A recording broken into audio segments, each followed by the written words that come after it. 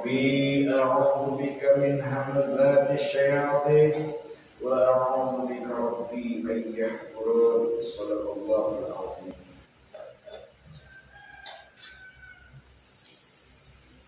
Segala puja dan puji hanya milik Allah Rabbul Alamin yang telah menciptakan kita,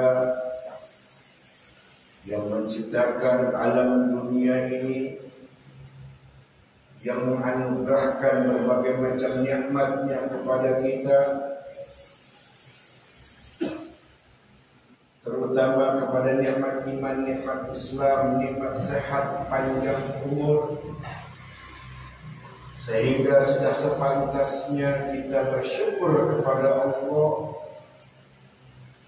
dengan sebenar-benarnya bersyukur,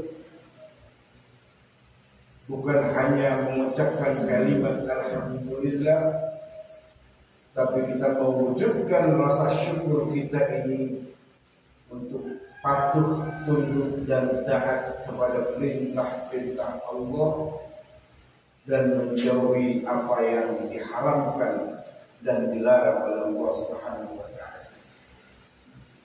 Bukti tanda syukur yang sebenarnya adalah seperti itu. Kita patuh, tunduk, taat kepada Allah dan Rasul-Nya. Kita jalankan perintah-perintah Allah seperti salat, menuntut ilmu,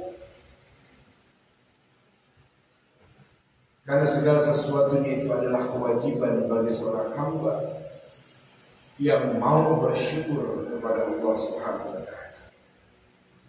Salawat beserta salam semoga senantiasa selalu tercurahkan kepada Nabi kita, qudwah kita, suri tauladan kita, manusia terbaik di alam dunia ini, baginda Nabi Muhammad ibn Abdullah Rasulullah sallallahu alaihi wasallam beserta kepada para keluarganya, para kerabatnya, sahabat-sahabatnya dan juga kita selaku umatnya. Mudah-mudahan kita diakui oleh beliau sebagai umatnya dan kita pun diakui oleh Allah sebagai hamba-Nya yang beriman. Amin ya rabbal alamin. Sehingga kita insyaallah mendapatkan syafaatul uzma kelak di yaumil qiyamah nanti. Amin ya rabbal alamin. Kekuatan iman rahimani wa rahimakumullah jami'an. Menuntut ilmu adalah jalan menggapai kemuliaan seorang hamba di sisi Allah Subhanahu wa taala.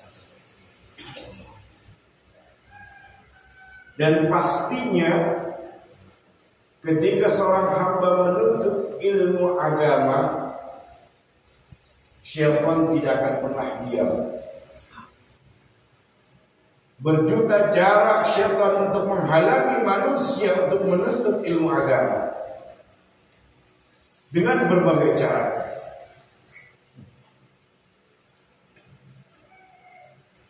Yang jauh bisa nyampe, yang dekat nggak nyampe-nyampe. Karena itulah cara syaitan menggoda manusia agar tidak menuntut ilmu agama, dan syaitan berharap supaya manusia menjadi manusia bodoh terhadap ilmu agama, sehingga dengan mudah digelincirkan olehnya dan menjadi teman-temannya kelak di neraka jahanam. Nauzubillah wa na'udzubillah min dzalik. Oleh karenanya para ulama berpesan kepada kita, bersabarlah kita di dalam menggapai meraih kemuliaan dari Allah, dalam menuntut ilmu ini.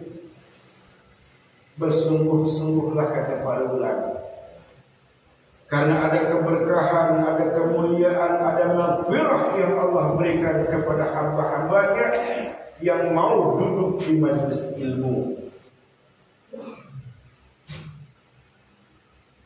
Ikhwatal iman, Pernah ada satu riwayat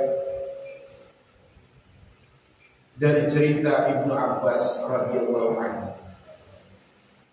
Siapa yang tidak kenal dengan Ibnu Abbas? Ibnu Abbas dari usia masih kanak-kanak sudah didoakan oleh Rasulullah SAW agar Ibnu Abbas menjadi orang yang ahli dalam ilmu Al-Quran. Doa Nabi pasti terkabul. Tapi Ibnu Abbas tidak mentang-mentang sudah didoakan oleh Nabi lalu tidak mau menuntut ilmu. Tidak seperti itu.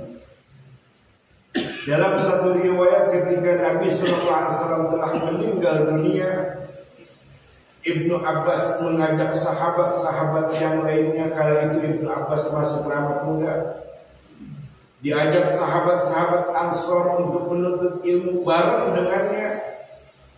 Tapi sahabat yang lain tidak mau mengikuti apa yang diajak oleh Ibnu Abbas radhiyallahu anhu.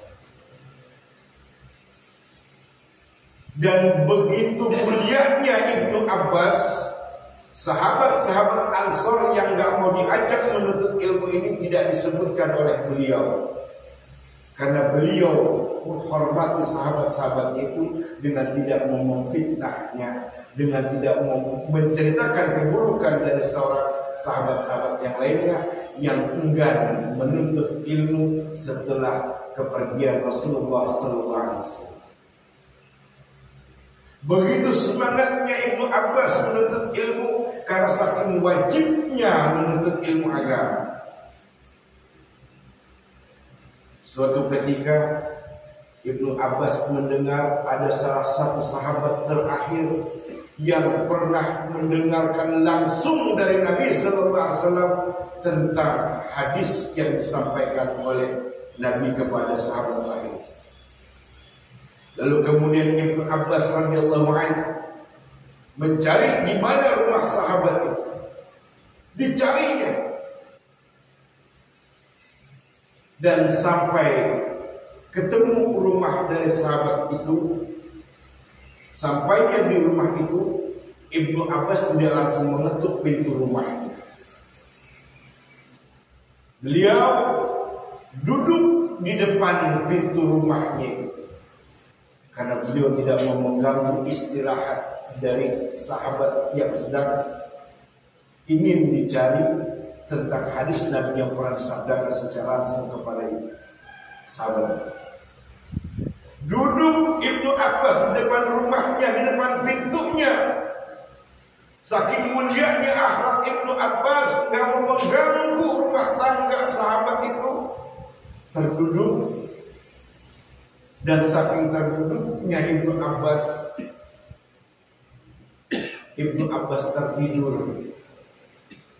Di saat tertidur, hembusan angin yang menerpa pasir-pasir di sana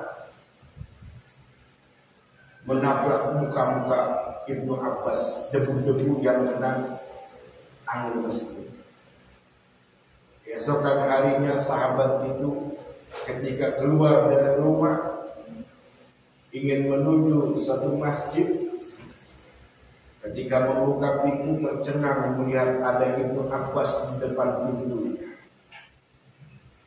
Apa kata sahabat bilang? Ya, anak paman Rasulullah SAW. Ada apa gerangan engkau datang ke sini?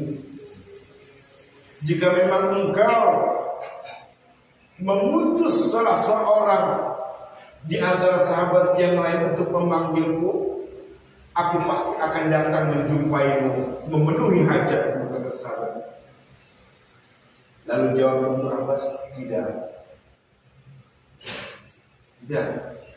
Aku punya hajat kepadamu, bahwasanya engkau pernah mendengar satu hadis yang disampaikan oleh Nabi SAW secara langsung. Kini aku akan mengorek apa yang pernah disabdakan Nabi kepadamu. Tolong sampaikan kepada.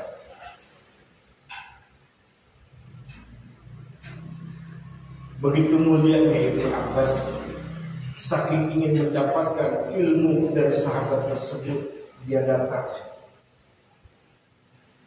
Padahal Ibnu Abbas putra dari paman Rasulullah SAW yang pernah didoakan oleh Nabi sejak kecilnya untuk menjadi ahli dalam ilmu Al-Quran.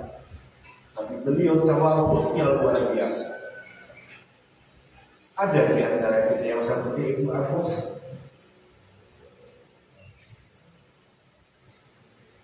Ikhwatal iman rahimani wa rahimakumullah jami'an.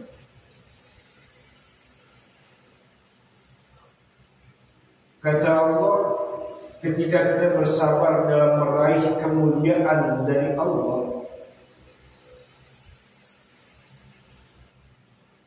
yang pernah dijanjikan oleh Allah kepada hamba-hambanya dalam menuntut ilmu agama, Allah katakan dalam firman, yarfa'illahu alladhina amanu minkum walladzina utul ilma darajat. Allah Subhanahu wa taala mengangkat kedudukan seorang hamba yang beriman, tentunya yang dianugerahi oleh Allah ilmu agama, diangkat derajatnya oleh Allah, tapi dengan catatan diangkatnya derajat oleh Allah itu apabila ditawadhu, tidak sombong terhadap ilmu yang dia miliki.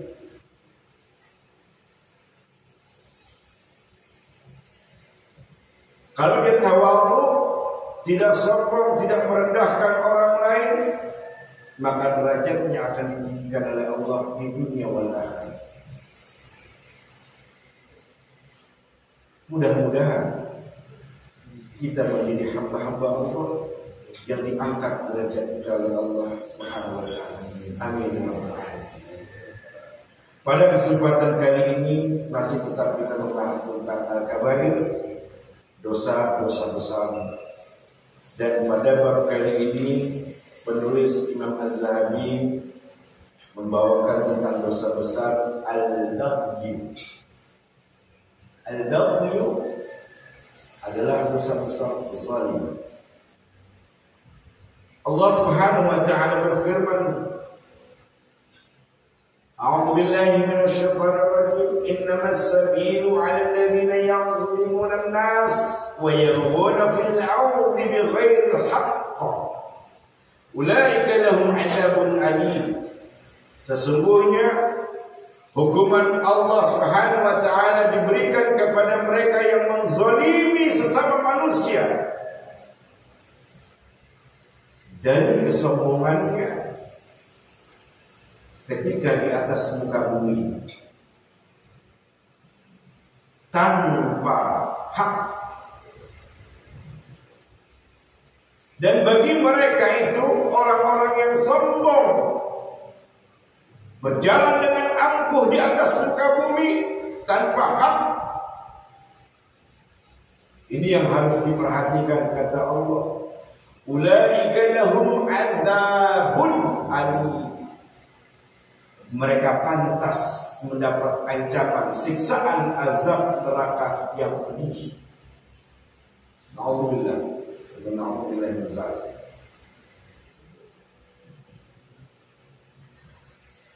Ikhwatul iman rahimani wa rahimakumullah jami'an. Imam Al-Ghazali berkata, anna lid-dini syaqrayn. Dalam agama Islam ada dua bagian amalan. Dalam agama Islam ada dua bagian amalan yang harus diketahui, kata Imam Al-Ghazali. Apa di antaranya?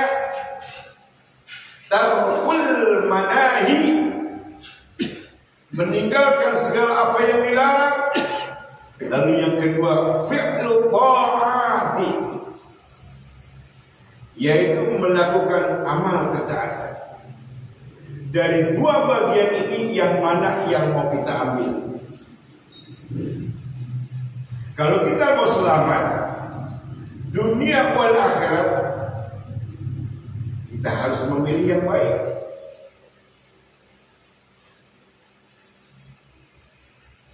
Wa tarkul manahi huwa al-ashaddu fa inna ta'ati yaqdiru 'alaiha kullu ahadin. Meninggalkan apa yang dilarang adalah perbuatan yang lebih berat, kata Imam Al-Ghazali. Sedangkan melakukan amal ketaatan dapat dilakukan oleh siapapun. Maksudnya,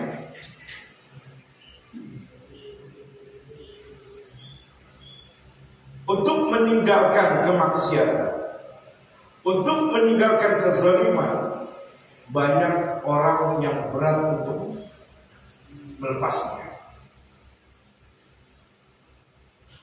Tapi untuk menjalankan sholat, ketaatan berupa sholat, itu pasti orang bisa melakukan. Siapapun bisa. Jangan heran, banyak orang-orang pelaku sholat tapi melakukan kemaksiatan. Padahal dia sholat, tapi masih melakukan kemungkaran, masih melakukan kemaksiatan, masih melakukan kezaliman. Apa kezaliman yang dilakukan oleh orang-orang pelaku sholat? Yang pertama, hikir, bakhil. Yang kedua, mulutnya nggak bisa menjaga perasaan orang, nyakitin perasaan orang. Dia sholat,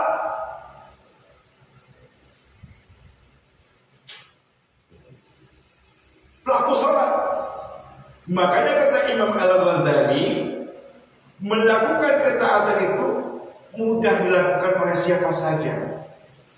Tapi untuk meninggalkan perbuatan amal buruk, bagi orang sulit untuk meninggalkannya.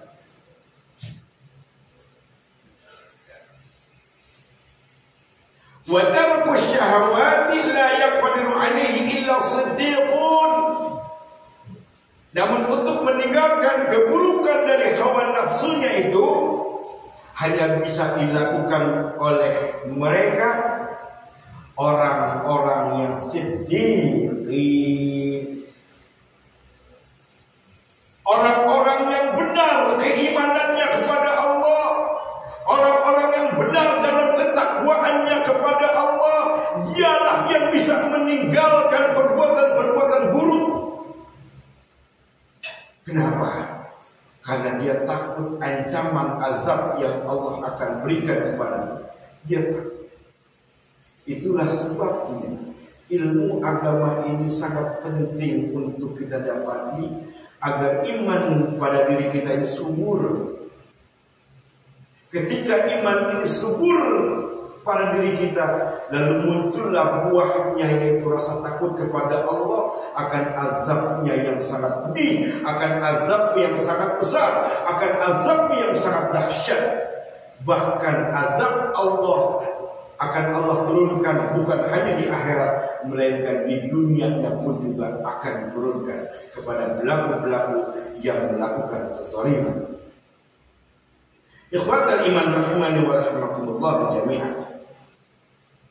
Di dalam hadits qudsi yang diriwayatkan oleh Al-Imam Muslim dari sahabat mulia Abu Dzar Jundub ibnu Junadah Al-Ghifari radhiyallahu anhu, Allah Subhanahu wa ta'ala berfirman, "Ya ibadi, inni haramtu zulma 'ala nafsi wa ja'altuhu bainakum muharraman fala tazalamu." Kata Allah Subhanahu wa ta'ala memanggil dan berseru kepada hamba-hambanya, "Wahai kalian hamba-hambaku, siapapun kalian adalah hamba-hambaku. Dengarkan apa yang aku sampaikan kepada kalian," kata Allah. Ini hadis qudsi yang disampaikan oleh Nabi SAW dalam sabdanya. Kata Allah, "Sesungguhnya aku telah mengharamkan diriku untuk menzalimi kalian." Allah saja yang menciptakan kita. mengharamkan dirinya menzalimi makhluk-makhluk. Tidak ada makhluk-makhluk ciptaan yang dizalimi oleh Allah. Semua dikasih rezeki, semua dikasih kehidupan. Sesungguhnya aku, kata Allah, telah mengharamkan diriku melakukan kezaliman atas kalian. Allah enggak pernah berbuat zalim, tidak kepada siapa, tidak dengan kezaliman apapun. Wa ja'altuhu bainakum muharraman fala tadzalamu, dan aku telah jadikan kezaliman ini dilakukan di antara kalian, dan aku telah jadikan kezaliman ini aku haramkan atas kalian, kata Allah. Diharamkan kezaliman ini karena Allah sendiri memulai dirinya tidak mau menzalimi makhluk-makhluk. Makanya Allah pesan, jangan kalian menzalimi sesama kalian. Jangan melampaui batas. Jangan tempatkan sesuatu yang tidak pada tempatnya. Jangan sakitin perasaan hati orang. Jalankan ketentuan hukum-hukum Allah, sunnah-sunnah Rasulullah, berdasarkan apa yang disyariatkan oleh agama Islam ini. Jika memang kita beriman kepada Allah dan hari akhir.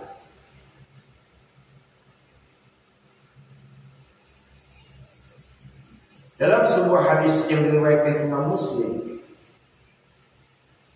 dari sahabat Iyad ibn Himar radhiyallahu anhu, Nabi sallallahu alaihi wasallam bersabda, "Inna Allaha awha ilayya an tawadhu hatta la yabghi ahadun ala ahad wa la yafkhara ahadun ala ahad." Kata Nabi sallallahu alaihi wasallam, sesungguhnya Allah Subhanahu wa taala mewahyukan kepadaku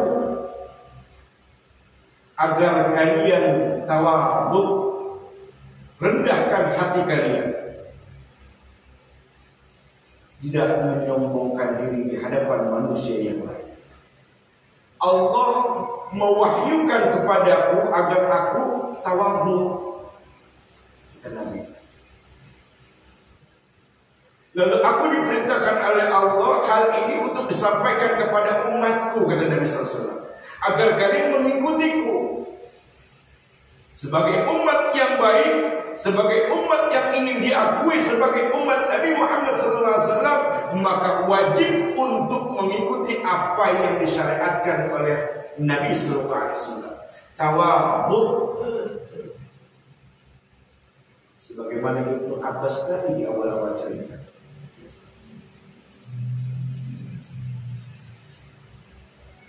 Seorang yang tawadhu selalu berusaha memandang orang lain lebih baik dari dirinya. Jangan mentang-mentang kita berilmu menganggap orang lain bodoh. Ini tidak boleh. Sombong, walaupun tidak terucap di mulutnya, tapi di hatinya berkata demikian. Allah Maha mendengar. Ada satu ucap dari Allah, jangan sombong, walaupun mulutnya nggak mau. Jangan mentang-mentang kaya lalu menghina orang miskin, walaupun nggak terucap dari mulutnya, tapi hatinya mengatakan demikian, maka sombong ucap oleh Allah Subhanahu wa ta'ala. Jangan mentang-mentang anaknya semua sarjana, lalu orang lain yang putus sekolah dihina. Jangan begitu. Makanya dalam hadis Nabi ini, sungguh Allah SWT telah mewahyukan kepadaku untuk memerintahkan kepada kalian sebagai umatku agar menjadi manusia yang tawadhu. Kenapa Allah mewahyukan Nabi untuk menjadi orang tawadhu, dan hal ini harus disampaikan kepada umatnya? Kata ulama, hatta la yabghi ahadun ala ahad wa la yafkhar ahadun ala ahad. Agar tidak ada seorang pun yang menzalimi orang lain, dan agar tidak seorang pun angkuh sombong kepada orang lain.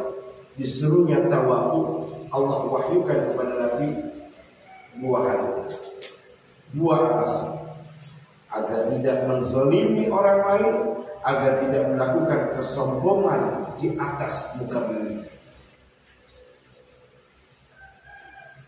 Kemudian setelah Allah mewahyukan tawadhu kepada diri, Nabi SAW diajarkan doa oleh Allah SWT. Dan doa ini selalu dibacakan oleh Nabi ketika keluar dari rumah. Nabi SAW berdoa ketika keluar dari rumah. Selain Bismillahirrahmanirrahim, ada doa yang diajarkan oleh Allah kepada Nabi di hadis sahih. Nabi berdoa, Allahumma inni a'udzubika an azilla aw uzalla aw uzalla aw azilla aw uzalla aw azlima aw uzlama aw ajhala aw yujhala alayhi.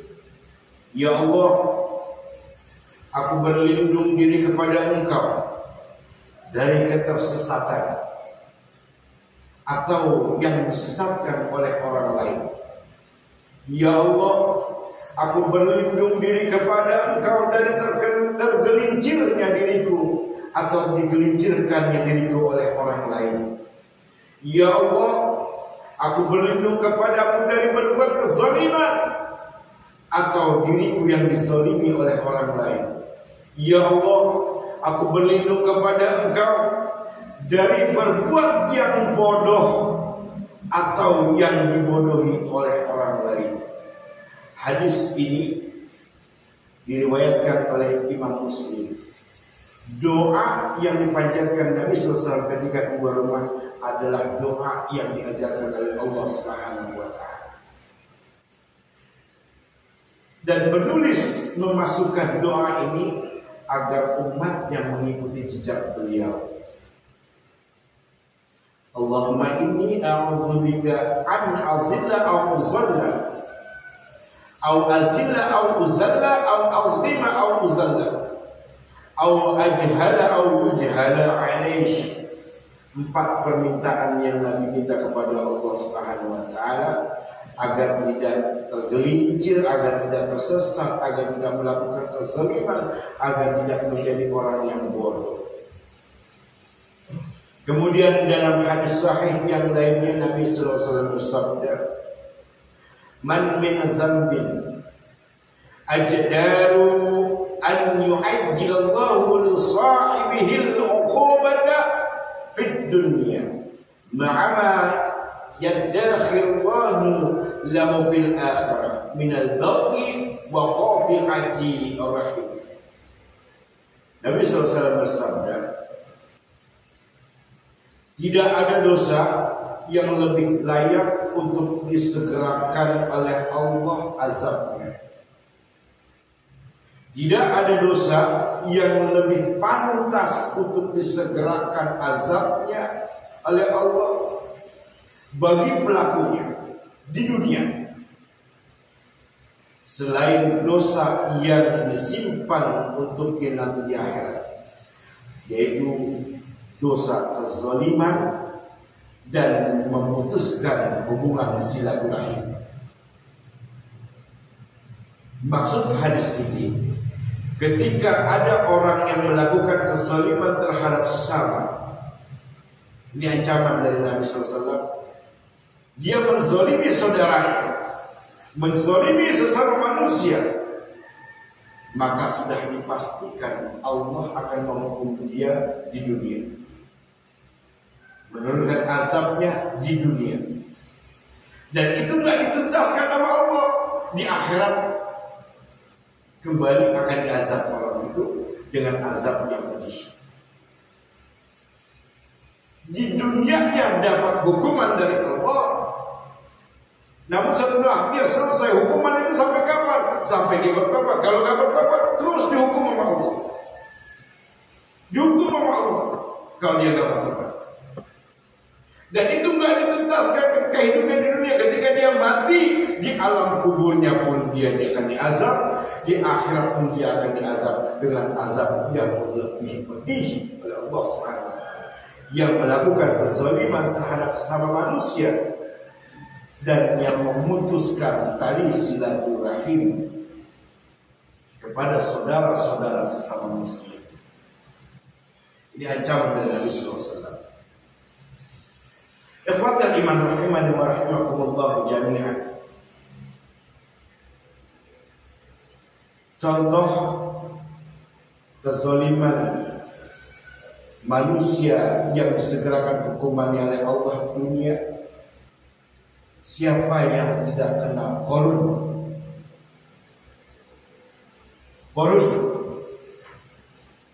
Qarun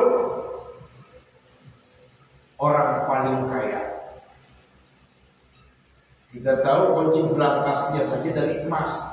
Bahkan yang bawa kuncinya aja 4 orang, gotong 4 orang yang bawa kunci berangkas. Tapi karena angkuh, sombong, Allah segerakan azabnya di dunia, ditenggelamkan dia beserta hartanya dan keluarganya ke dalam perut bumi, dan tidak ada jejak sampai saat ini. Keberadaan Qarun di mana? Allah a'lam, hanya Allah yang berkata.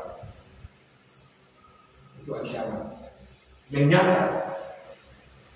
Kaya Qarun, tapi tidak bersyukur kepada Allah, nggak tawadhu, angkuh di atas muka bumi, zalim kepada manusia yang lainnya.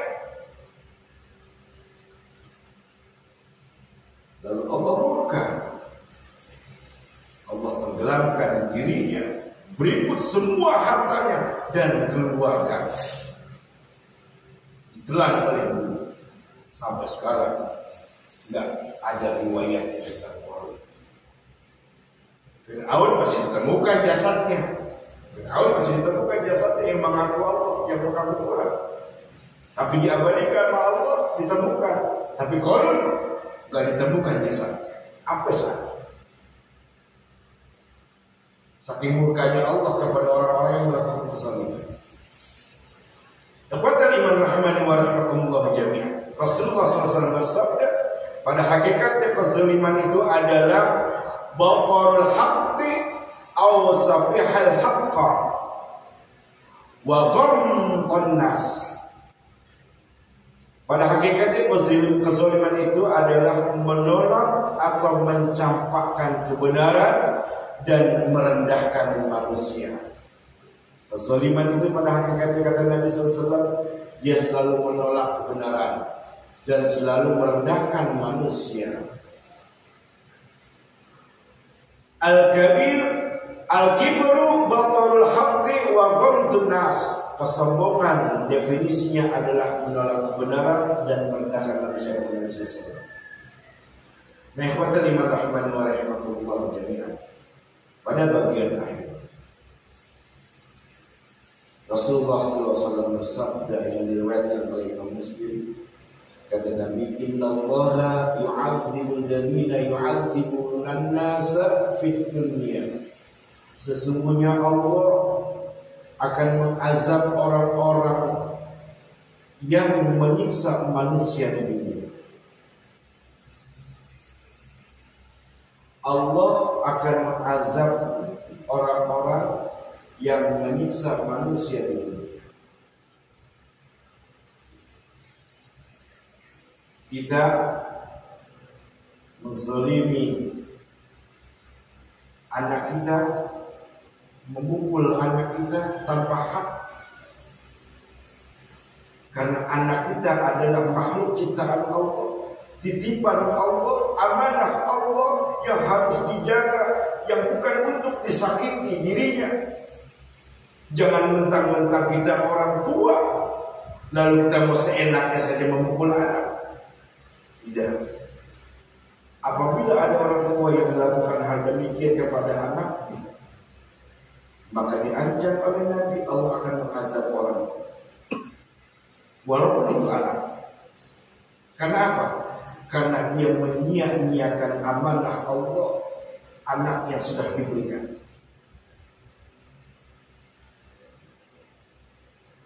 Tapi anak itu nakal, bandel Ustaz. Kenakalan anak-anak itu wajar, namanya juga anak-anak. Memang pasti lepas nakal. Karena apa? Yang namanya anak-anak kan belum punya pikiran dewasa. Yang bisa berpikir baik dan buruk itu adalah manusia yang sudah dewasa. Yang dewasa aja juga susah diajak benar. Dipanggil sholat masih molor. Dibangunin diajak kebenaran ogah. Itu orang yang udah dewasa. Jadi jangan mentang-mentang itu anak kita, lalu seenaknya kita nyubit, mukul pakai tangan atau pakai alat, pakai kayu, sampai anak itu pada memar badannya atau ada yang luka dari tubuhnya atas perbuatan orang tuanya yang memukul anaknya. Maka kata Nabi SAW, sesungguhnya Allah akan mengazab orang-orang yang menyakiti manusia di dunia. Itu pada anak, bagaimana kepada orang lain. Mudah-mudahan hal ini didengar oleh para ibu yang suka sering kita lihat mukulin anak-anak. Jangan sembarang mukul anak.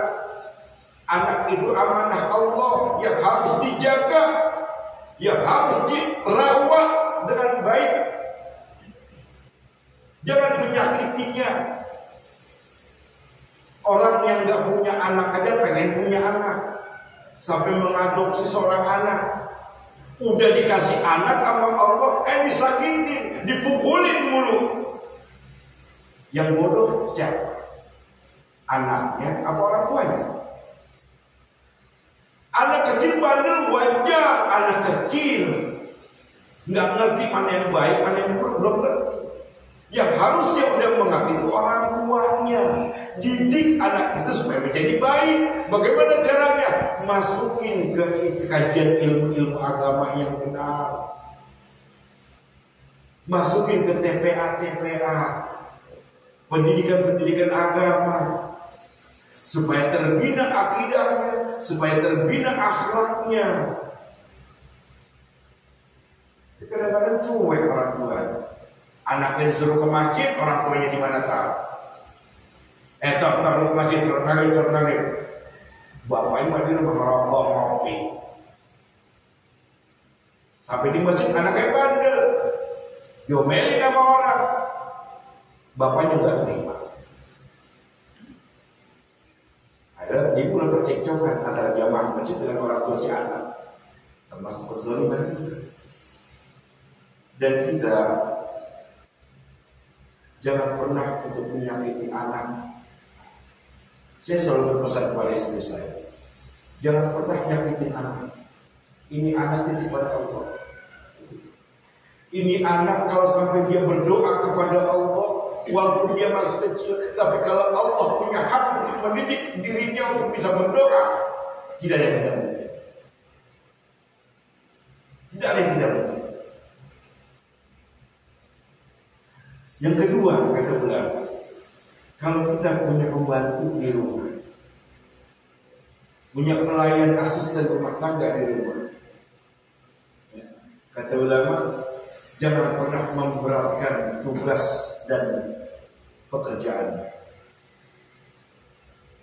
Kadang-kadang seorang majikan ngasih tugasnya berapa, gajinya kecil, tapi ngasih tugasnya berapa, itu zalim namanya kata ulama. Kalau ada majikan yang seperti itu, zalim, dan kezaliman yang dilakukan terhadap manusia, ingat kata Nabi, Allah akan mengazabnya. Hati-hati, karena yang namanya pembantu atau asisten rumah tangga adalah manusia ciptaan Allah. Nggak boleh disakiti perasaannya, nggak boleh dizalimi orangnya. Kalau kita butuh asisten rumah tangga, ayo sesuai kebutuhan kita. Kasih pekerjaan yang layak, lalu bayar upahnya dengan yang layak. Jangan selalu ngasih gaji 800.000, ngasih kerjaan seabrak-abrak, suruh nyuci, suruh ngepel, suruh masak. Pantas nggak? Nggak ada pantasnya seperti itu. Ngegaji 800.000. Zalim namanya. Sesuaikan dengan pekerjaan.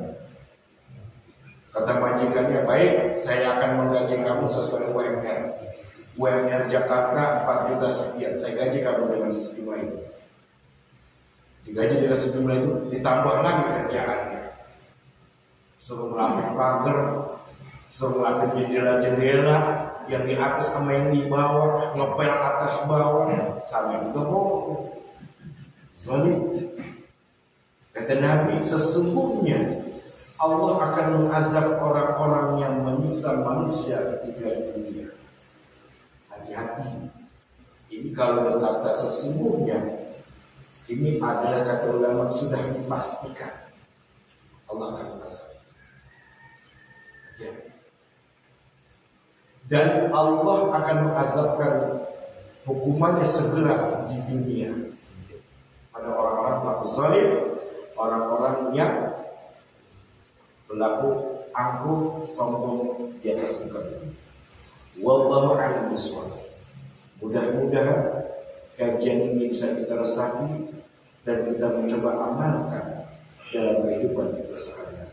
Wabil khusus untuk dari Al-Fatih sendiri. Mudah-mudahan kita selamat dari perbuatan dosa-dosa besar. Mudah-mudahan kita selalu dilindungi oleh Allah Subhanahu wa taala untuk kuatkan iman Islam kita, untuk taat kepada Allah sehingga meninggalkan perbuatan dosa-dosa yang besar, dosa-dosa yang diharamkan oleh Allah dan Rasulnya. Amin ya rabbal alamin. Sebelum ditutup, barangkali ada yang ingin ditanyakan, silakan.